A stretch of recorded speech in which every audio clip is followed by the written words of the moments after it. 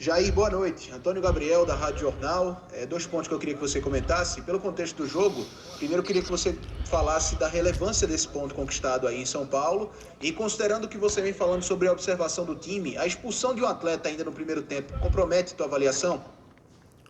Bom, é difícil você falar desse ponto sem falar da minha sequência, né? Da nossa sequência, na verdade, com a minha chegada.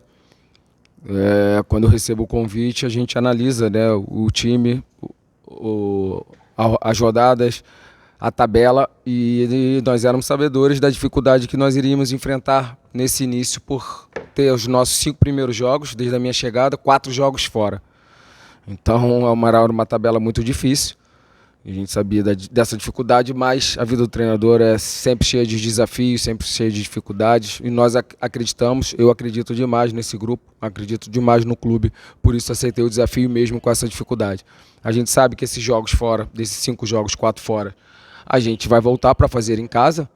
Então a gente tem que se impor, como a gente fez contra o Goiás em casa, conseguir os jogos, conseguir os gols e a vitória da maneira que foi. Né? Então, assim, lógico que pelo tamanho do esporte eu não posso comemorar um ponto. Não posso comemorar um ponto pelo tamanho do esporte. O esporte é um clube gigante. Eu não posso jogar, vir trabalhar, pensar em empatar. Mas a gente tem que avaliar as circunstâncias. A gente tem que avaliar que a gente enfrentou o atual campeão paulista, um time que venceu um clássico, né? Que acabou tendo tudo que aconteceu durante essa semana. Então a gente tem que levar as circunstâncias de um dos melhores elencos do futebol brasileiro, um time que está invicto jogando em casa. E a gente consegue sair na frente e a gente acaba levando empate, depois um belo gol que a gente não tem nem o que falar, daquele chute quando acerta, mas o time foi valente, o time foi guerreiro, o time não se abateu e nós buscamos um empate. Vale ressaltar mais uma vez, muito se falava dos poucos gols do esporte, são 5 jogos, 6 gols.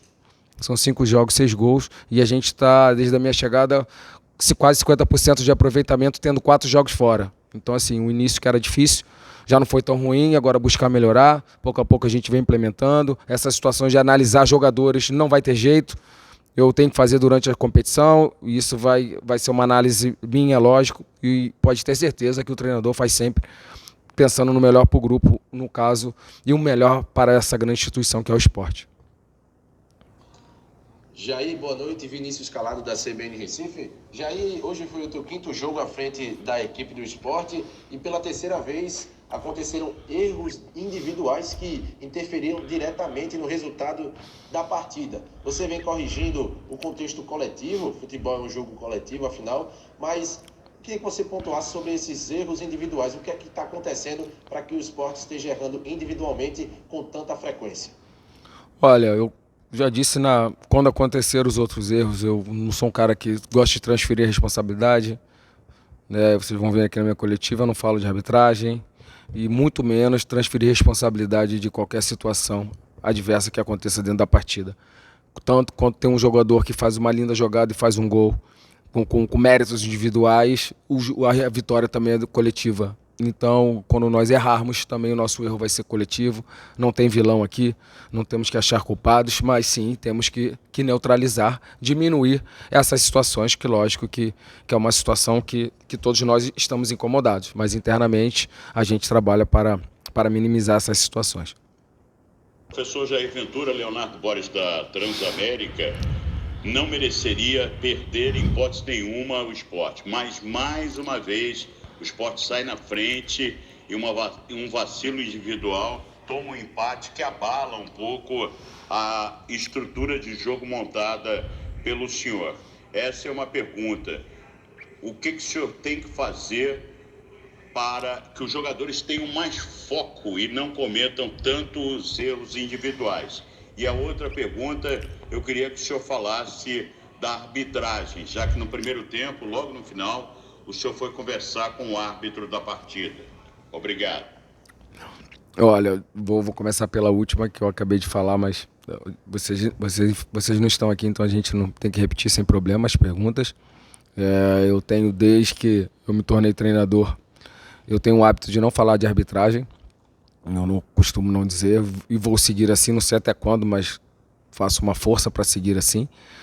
E sobre a situação dos erros, é aquilo que eu falei, eu não trabalho com caças às bruxas, a gente não trabalha para achar vilão. Um esporte coletivo como é o futebol, quando a gente vence é a vitória de todos, e quando perde ou comete erros, a gente não pode achar um vilão, porque o campeonato é muito longo, né? A gente está, lógico que buscando peças de reposições, alguns jogadores saíram, a gente tem que buscar, mas eu tenho que contar com todos esses jogadores, e para minimizar esses erros é conversar, a gente mostrar, passar tranquilidade, equilíbrio emocional, e a gente ser mais atento nas tomadas de decisões, mas não tem vilão. Como também não vai ter um herói quando nós vencermos, naquele jogador que for destaque individual, a gente também não vai achar que a vitória foi só dele, vai ser sempre tudo coletivo. Jair Ventura, boa noite, Wellington Araújo da Rádio Clube. Hoje eu não queria fazer pergunta, eu queria ouvir uma análise sua do primeiro tempo do Sport e do segundo tempo com as substituições. Obrigado. E a gente começou bem no jogo, um jogo equilibrado, onde numa situação treinada, dentro de uma triangulação a gente consegue chegar muito bem, a gente preenche a área e acaba acontecendo o pênalti.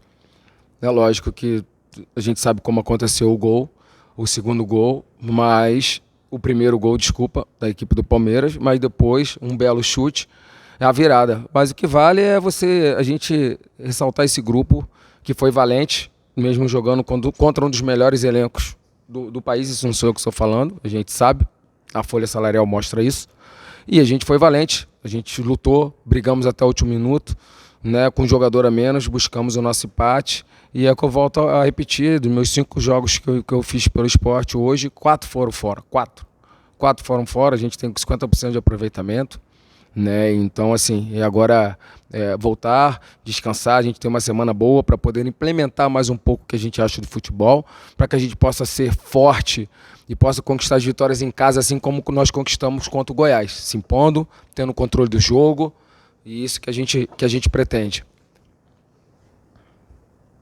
Jair, boa noite.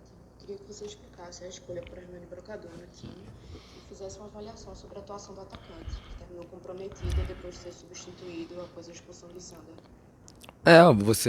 Você praticamente já responde a pergunta, porque a gente teve a situação de uma perda de um jogador, a gente faz a reposição. Acho que esse é um beabá, a gente faz 2 linhas de 4, joga um jogador mais de mobilidade, como um falso 9, e a gente acaba sacrificando o nosso camisa 9. Então foram 45 minutos, né?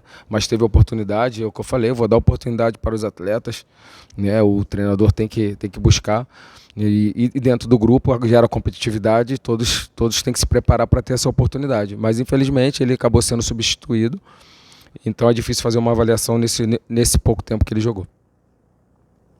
Jair Ventura, Davi Saboia, do Jornal do Comércio. Saindo um pouco do jogo, queria que você avaliasse a contratação do volante Marcos Serrato, que vai chegar agora, segunda-feira, para reforçar aí o Sport no meio campo, na cabeça de área. Um volante, chega depois da saída de William Farias. Queria que você avaliasse a contratação dele, se foi indicação sua ou não, também dissesse aí um pouco do que você conhece do jogador. Boa noite. Olha, eu tenho também por característica, não, né? Eu tenho como... Eu não falo de contratações que não aconteceram, né? O jogador não foi apresentado, não vai ter problema algum. Caso aconteça, a gente sentar, explicar a característica, explicar tudo o que aconteceu, mas o jogador não foi apresentado. Nós não tivemos nenhuma apresentação ainda. A gente busca, sim, jogadores para repor algumas peças que nós perdemos, mas eu vou falar com o maior prazer, assim que, caso aconteça, a contratação do atleta, eu venho, explico características, explico como aconteceu, sem nenhum problema.